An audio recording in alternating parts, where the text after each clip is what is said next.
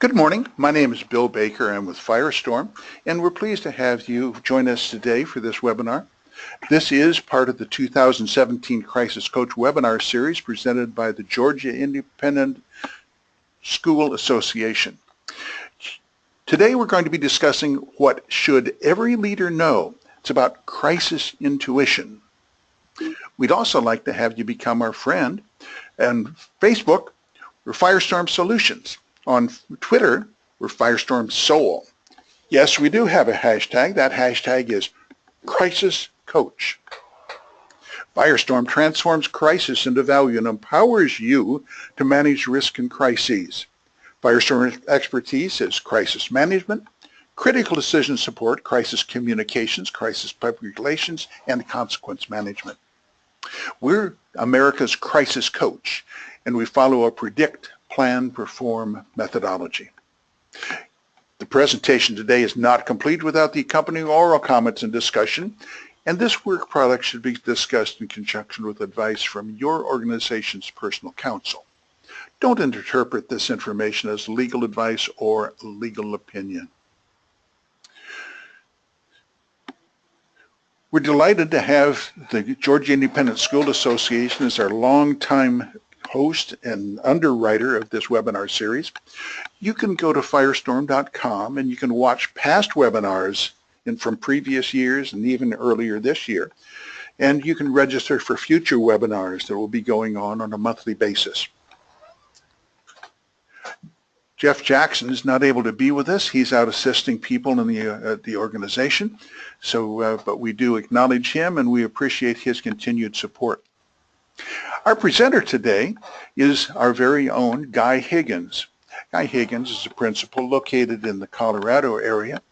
He is a graduate of the United States Naval Academy. He was a flyboy for a number of years with many, many hours, most of which were in the air. And we'll send this over to Guy. Here you go. Thanks, Bill. I appreciate the introduction. And I'd like to thank everybody for their time this morning. And I want to talk about leadership in crisis and what that means. And I'm going to start off by telling a story. In 1914, Ernest Shackleton assembled an expedition in England to sail south to the Antarctic continent and to cross the continent on foot. This was, as I mentioned, in 1914. He left England and sailed to the Falkland Islands, where he planned to replenish supplies, do his final preparation for the voyage to Antarctica and cross the continent. In August of 1914, Europe slid itself over the brink into World War I. Shackleton knew that and knew that he was not going to get any immediate help from the motherland. He sailed down to the Falklands, stopped at New South Georgia, and as I said, replenished his supplies, did his final preparation, and talked to the locals.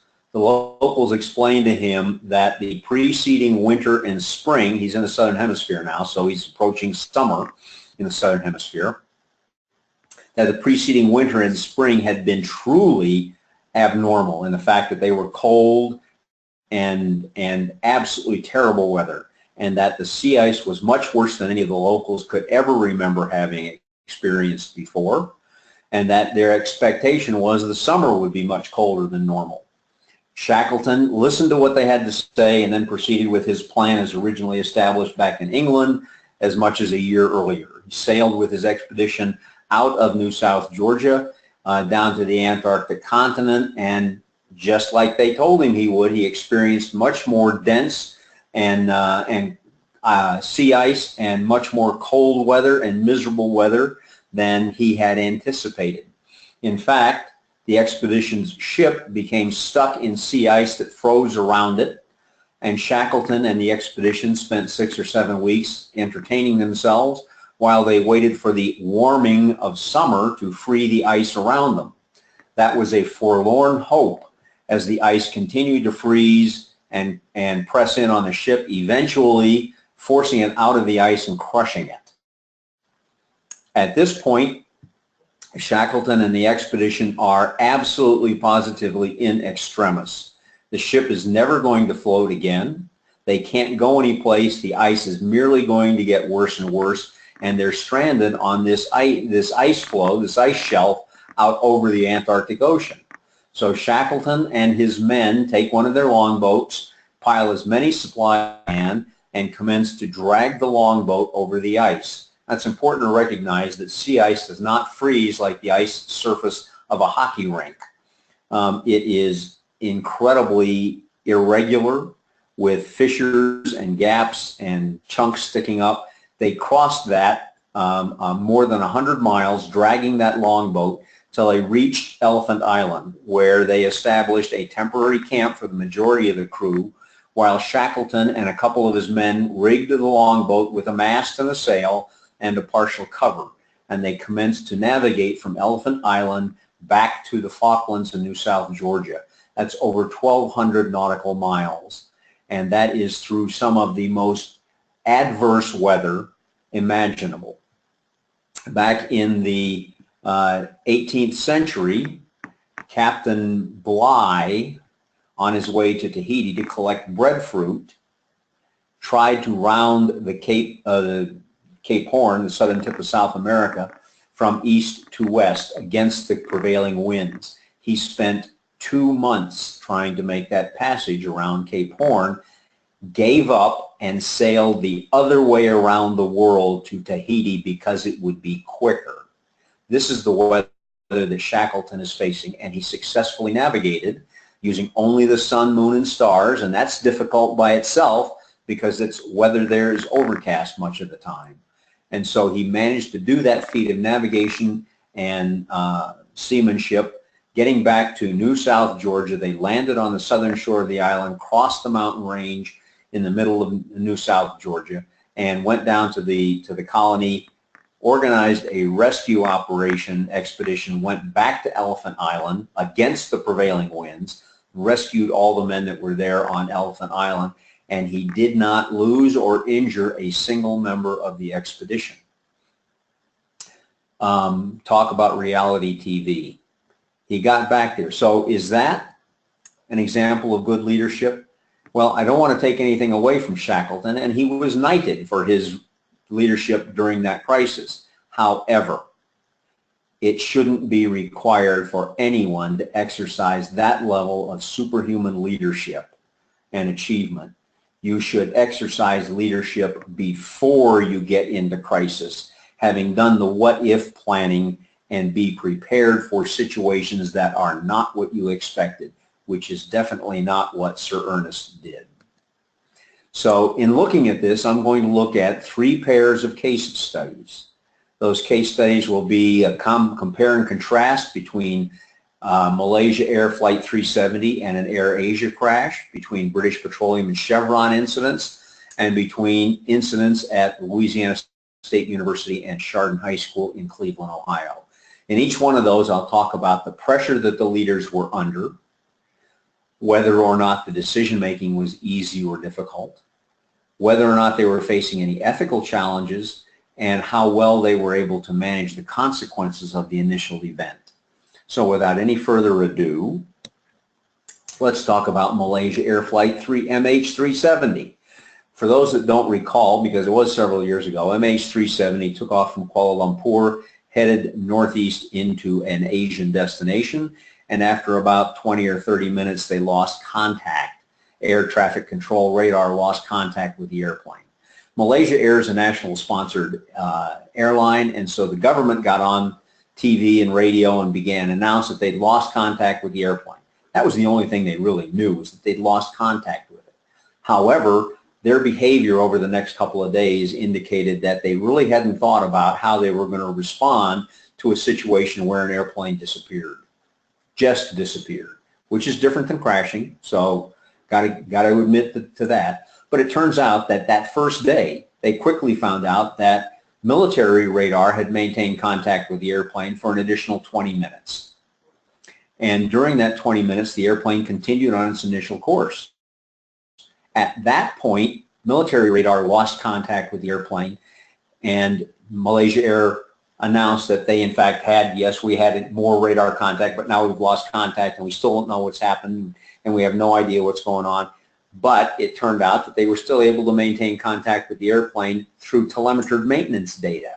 So the airplane was continuing to radio through telemetry maintenance data and aircraft status data for another hour and a half or so, and that's how they were able to eventually establish the track of the airplane, at which point it was finally lost. And even today, we're not exactly sure where the airplane crashed, although we are pretty sure that it did crash. But over the next couple of days, there were all kinds of speculations and assertions and unfounded rumor about what was going on, and the Malaysian government appeared to be responding to each of these in a completely ad hoc manner.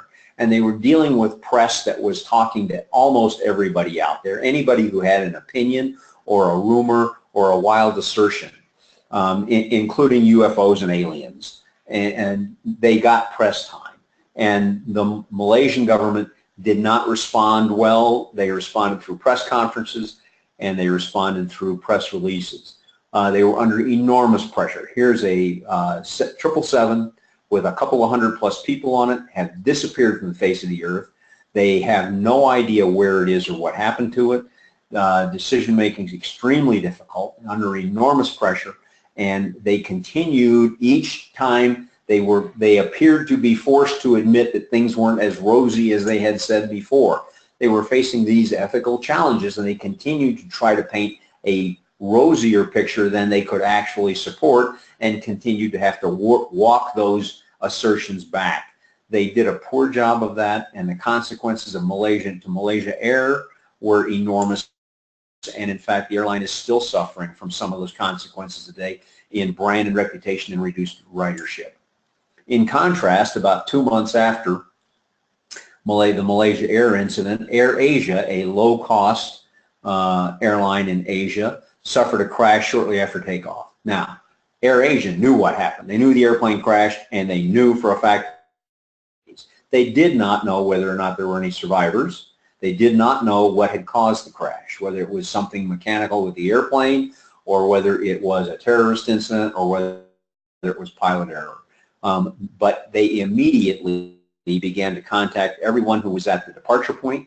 They checked the manifest and understood who the emergency points of contact were, and when you fill out flights internationally, they ask for an emergency point of contact. So Malaysia Air exercised that because they knew exactly where to go to find that information. They contacted people at the destination airport area and told them what had happened. Malaysia Air offered to fly everyone who was not at the departure airport to the departure airport, because that was where they had established their operations control center for this event. The CEO flew to the departure airport, and he personally spoke to the gathered family members and stakeholders there as a group, committed to keeping them informed with the best information, but told them he would not speculate or provide them with information that wasn't substantiated to the best of his ability to determine. And then he went and talked to the individuals person to person, and stayed there over a period of 2 or 3 days while they resolved the unknowns and understood that there were no survivors to the crash, and committed to make that good and fulfilled his obligations and responsibilities to the survivors and the stakeholders. Air Asia suffered almost no lingering effects from that particular incident, and they did a much better job. The appearances were that the Malaysian government, Malaysia Air, did not have a plan, and that Air Asia had a plan, and that there was a plan that they understood, and that they executed very, very well, which speaks to having developed some experience with that through training and exercises. Now let's look at British Petroleum and Chevron. Everybody probably remembers British Petroleum's Deepwater Horizon catastrophe several years ago, where one of their drilling platforms in the Gulf of Mexico experienced a blowout, which led immediately to an explosion and fire on the drilling platform, and 11 men were killed. In addition to that, there was a leak of the oil from the drilling well into the Gulf of Mexico.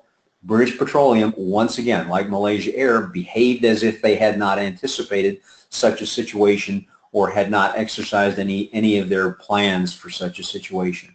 They, just like Malaysian Air, painted a rosy picture. They talked about the fatalities on the drilling platform, but just mentioned them. They said that they were very optimistic about the magnitude of the spill and how quickly they would get it under control. They did not have equipment on site, had to bring that on site. The spill turned out to be 100 times worse than they expected it would be, with substantial environmental damage throughout the Gulf of Mexico. And once again, like Malaysia Air, they had to walk back their rosy projections along the way. Were they under pressure? Oh my goodness, absolutely they were under pressure. Hundreds of thousands of gallons of crude oil are leaking into the Gulf of Mexico, which is already a stressed and challenged and very sensitive ecosystem, and one where there is enormous economic activity associated with the Gulf and the environment of the Gulf, both in terms of tourism and in terms of harvesting seafood. Enormous pressure on them. Government pressure, public pressure, ownership pressure from shareholders and major investors. Decision making was incredibly difficult, and once again the appearance was that they didn't have a plan or that they hadn't practiced it. Their ethical challenges, once again having to walk back those projections. The CEO came out in a live television interview and said he only wanted his life back. Well, my goodness, they had lost 11 dead on that. They wanted their lives back too. This was not a thing to have said, and BP did not manage it well. And even today, you're seeing them continually publishing environmentally sensitive commercials on television trying to control the impact of this event from years ago. In contrast to that, Chevron had an incident at a refinery in Southern California, and that's the photograph that you see there. They had an explosion and a fire. Unlike BP, Chevron immediately got on Twitter and began to tweet messages. Here's what we know. We had an explosion and a fire. We're not sure about casualties or injuries. We'll get back to you as quickly as we can. A commitment. We'll get back to you. A few minutes later, they tweeted, okay? No injuries, no fatalities. Firefighting's on the scene. We'll get back to you. Here's what we know right now. The fire will be contained within the next X number of hours. We're focusing on making sure that people stay safe and that we can confine the damage to the best of our ability. And then later they come out and say, we recognize the environmental impact of this and we'll make this good. We're still concerned about this and that, and they continue. Now, like BP and like Malaysia Air, they issued press releases, but they kept on Twitter. They talked to the press. They supported the first responders talking to the press. They had, for all practical purposes, no long-term impact from that. Were they under pressure? Absolutely, they were under pressure. If there's any place in the world that is environmentally sensitive, it is Southern California. Was decision-making easy or difficult? It was easy. They thought about the decisions ahead of time. They didn't have to respond ad hoc. And that made it easy because they thought about the ethical challenges that they were faced with, and they addressed it up front. We don't know whether or not there's any injuries. We'll let you know when we find out. Did they manage consequences almost faultlessly? This was a poster child for how to respond to a situation like this, and they did a good job of it. Now, let's take a look at what happened at Louisiana State University and compare that with Chardon High School. Different kinds of events. Several years ago, universities throughout the United States were receiving bomb threats. Some of those bomb threats were false and some were real. Louisiana State University, in this context, received a bomb threat. They had to take it seriously, and it's apparent that they had a plan because they tweeted the tweet that you see right there. A bomb threat's been reported on the LSU campus. Please evacuate as calmly and quickly as possible. So they had a plan, and they tweeted. Now, what is now apparent as we look at how this played out is that they may have had a plan, but it's not evident that they either trained on it or practiced it, because the LSU campus is about 360 acres, and no matter how you configure that 360 acres, nowhere on campus are you further than 400 or 500 yards from being off campus. And almost every single person on the LSU campus could have walked that 400 or 500 yards in just a few minutes. But being America, we didn't walk off campus. We immediately jumped in our cars and joined one of the world's longest linear parking lots. The traffic jam that you see there is in fact the traffic jam that was on the LSU campus, and it took hours to clear that. The impact was that the few people who couldn't walk off the campus, and we need to make sure that we take those people into account. They're people just like everybody else. Their ability to get off campus was put at risk, impeded by this traffic jam. The ability of firefighters, police, SWAT teams, explosive ordnance, EMT to get on campus was impeded because we responded in the American way. And had LSU exercised their campus evacuation plan beforehand, even virtually, even with a tabletop exercise, it is likely someone would have said, well, wait a minute, we got 22,000 cars or whatever it is on this campus. How are we going to get 22,000 cars off of this campus in a couple of minutes? Anybody who has experienced exiting a major sporting event, you know, where you went with 60,000 or 20,000 or 40,000 of your closest friends and tried to get in your car and get out of there, knows exactly what this has been like. And of course, LSU football has exactly the same kind of thing, but moving away from the stadium is much more well organized than moving away from the campus. So LSU should have thought about this, and had they exercised this in a tabletop and looked at it and tried to vet their plans, they probably would have come up with this and added a tweet that said, please evacuate by walking off campus as calmly and quickly as possible. Compare that to Chardon High School. Chardon High School had a plan. They had a plan for an armed intruder event. They practiced that plan. They had an exercise. Within 2 days of the time they had an exercise, they actually had an event where a student walked into the cafeteria and shot 2 other students. Chardon High School responded immediately. Called 911, put the school in lockdown. Faculty that was in the cafeteria seized and disarmed the student that had the gun. The entire episode was, for all practical purposes, over in about 2 minutes. The average time for an armed intruder event is about 4 minutes. The average time for first responder response is about 7 minutes. And that's important to recognize. Everybody is their own first responder. And that's really important. I'm not taking a shot at first responders. Responding in 7 minutes is a phenomenally quick response, because remember, they're covering entire cities or towns. They can't be there instantly. So Chardon High School did a good job. For all practical purposes, as I said, the event was over in a couple of minutes. However, they put the school in lockdown, so now you have a whole high school full of 14, 15, 16, 17-year-olds, and every one of them has a smartphone. And they immediately jump on social media and become their own broadcast system.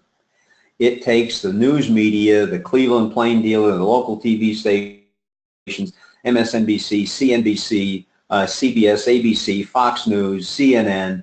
Everybody is immediately tweeting with these students. These students know zero, but that doesn't stop them from speculating or passing rumors or making bold assertions or talking about how frightened they are. And the news media, filling the 24-hour news cycle, is more than gleeful to put that out on television and on the internet and on all RSS feeds. And parents get this, and the parents get excited about this. And so Chardon High School now has to respond to this self-created, if you will, issue of assuring the parents that they know what's going on, the event is over, and here's the situation. So while Chardon High School did a good job on handling the situation, they had neglected to deal with and tell the students, do not tweet. And here's why you shouldn't tweet. Okay, and by the way, the reason you shouldn't tweet is because in an armed intruder event, the intruder can in fact identify where people are tweeting from. And so you're putting yourself at risk, and potentially you're putting first responders at risk. So Chardon High School should have had that communication in place. So leadership, the way to avoid the kind of mistakes we just talked about with Malaysia Air, British Petroleum, and LSU, is to start before you have a crisis. When you can sit around the conference table with a cup of coffee and people who are knowledgeable about the organization, its operations, and emergency response or recovery events, sit around the table, develop your strategy. What's our approach for responding to events? How are we going to recover from various events? And that means events that have physical damage, events that have no physical damage, events that harm or injure people or threaten people as opposed to those that don't threaten people. What considerations do we have? Are there legal considerations? Do we have reporting requirements? If so, to whom must we make what kinds of reports? And can we prepare templates for those ahead of time? What regulatory restrictions do we have? What kind of reporting do we have there? Do we have environmental reporting things? Even a high school chemistry lab can be subject to environmental reporting requirements. So there's all sorts of things that have to be understood and thought about. Are we going to be faced with ethical issues? What are they and how do we deal with that? Something I hadn't planned to talk about, but because it's in the news right now, is Equifax. I think probably everybody's heard about Equifax and the hack that exposed the personal information of 143 million Americans. Well, it turns out that Equifax knew about that hack in June. Between the time they found out about the hack and the time they publicly announced it here just recently, it turns out that two members of the executive suite at Equifax sold significant chunks of Equifax stock. And Equifax stock has dropped by a third since that time. Is that an ethical issue? Oh, you bet. And I wouldn't be the least bit surprised to see those two guys wind up in jail. And possibly other people in Equifax also. Those are ethical issues. That needs to be thought about ahead of time, and people need to put those kinds of decisions in place ahead of time. Once the strategy's developed, what are the plans? And the plans need to talk about who is going to do what and how are they going to do it. Firestorm has experience with a school here in Colorado in which there was an armed intruder incident and a young woman was killed. When that happened, one of the administrative staff in the school ran to the phone to call 911 and could not remember 911. That's really not that unusual. As human beings, dialing 911 is not something that is in our limbic system to do. And that's where we're going to go. That's where the flee or freeze resides. And that's what our response is going to be if we don't have a plan that we've trained to and practiced to and talked about what and how to do things. Once that strategy is in place, let's put those plans together with the who, what, and how, and then let's train on those. Let's make sure it's the student who has to evacuate. How do you evacuate? Where do you go? How do the teachers make sure that everybody's there? How do you keep track of those things? When does daily attendance get distributed to the classes, and how do you do it? And what do you do when it happens not during a class time that's pretty organized, but when it happens between classes, when there's chaos already within the school? Let's train on those things so that everyone knows what they're supposed to do, and then let's exercise those. Let's actually have those drills. Let's do a lockdown. Let's do a lockout. Let's do an evacuation. Let's do a reunification. Let's exercise those things so that people know what it is that they have to do and build that muscle memory. What are the barriers? The barriers to effective preparedness include attitudes, whether it's denying that this is ever going to happen to us. We've had schools tell us that we're not going to have that kind of a situation because we have good kids here. And I'm sure they do. I'm sure they have good kids here. But that doesn't mean you can't have an armed intruder event. It doesn't mean you can't have a case of sexting that all of a sudden shows up. It doesn't mean you can't have a bullying situation. You can't allow disaster denial to happen to you. What we have is good enough.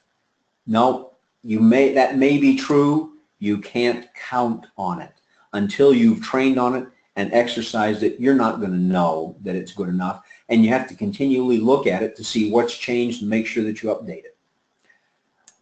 We've also heard from organizations that we're good at solving problems. We don't need plans.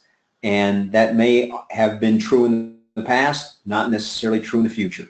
Just remember that when you set out to drain it's tough to drain the swamp when you're up to your ears in alligators. So just because you set out to drain the swamp doesn't mean that you're not going to have to experience those alligators. And you're going to have conflicting priorities. That's a barrier. You don't have infinite resources, and so you have to establish priorities, and because you don't have infinite resources, you're going to have to limit your resource deployment, and you're going to have to make sure that your priorities are good and right, because you have to do everyday work just like you have to be prepared for unusual kinds of things. Your culture can be a positive for you, or it can be an adverse thing. If people suffer from disaster denial, think they're good enough, aren't willing to work to or hope that the things will work out right, then you have an issue with culture, and the leadership is going to have to address that. Lack of ownership. People will execute a plan that they believe is their plan, as opposed to believing this is the boss's plan, this is the district's plan, this is the board of trustees plan, this is the plan we got from Joe Bag of Donuts.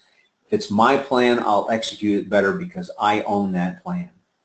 We've worked with schools who got legal opinion that told them that if they had a plan, they would put themselves at risk of lawsuit if they did not execute the plan perfectly, and therefore they should not have a plan.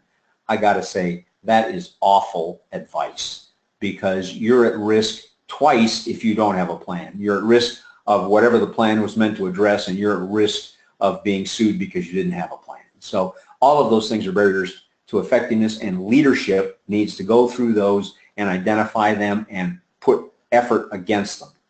Overcoming those barriers, participative leadership. Reach out to the organization and bring people in to help lead the effort to develop preparedness for the organization. Communicate. We're developing preparedness plans because we value the lives and safety of our students, our faculty, our staff, and we want to make sure that we can respond to these. We're doing it because we value those people, and that's important to us.